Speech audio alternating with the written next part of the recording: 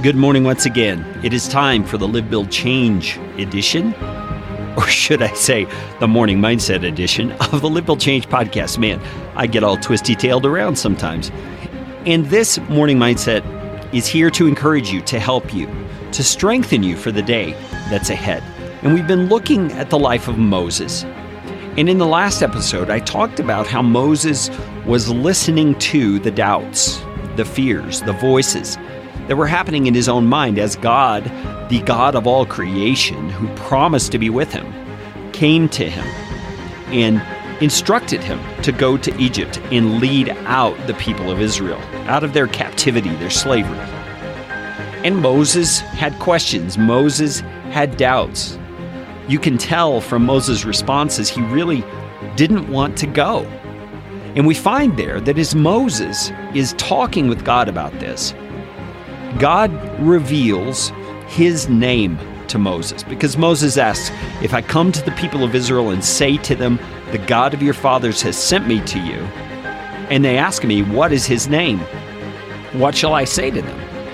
That's in Exodus chapter 4, verse 13. And God is kind to Moses. God is merciful and answers him. He says, I am who I am.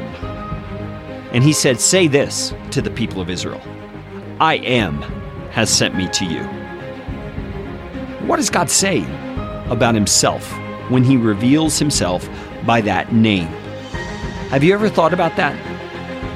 In the Hebrew, the word is translated roughly into English as Yahweh.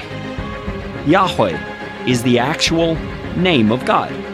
Up until that point, he had been known by his title, God, Elohim, which means Lord. But now he's revealed himself by a personal name, the name Yahweh, and it literally means, I am who I am.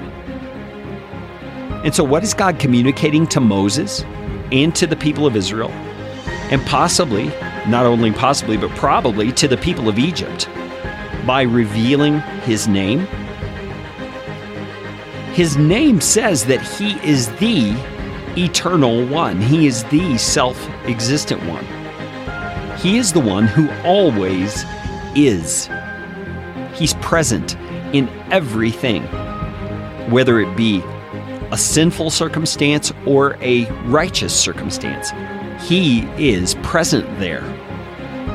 He is always around us. And that's something Moses needed to hear, especially at this point, when God is commissioning him to go and do something that is far beyond his capability of doing. How many times have you found yourself in that situation where you're being prompted by God to do something that is far beyond your capability? What do you turn to in those moments? How do you encourage yourself and move yourself in the direction of obedience when you're feeling that way? Those feelings can be very strong, just like they were for Moses. I want to remind you that you can encourage yourself with the fact, the bedrock truth, that your God is. He is always with you.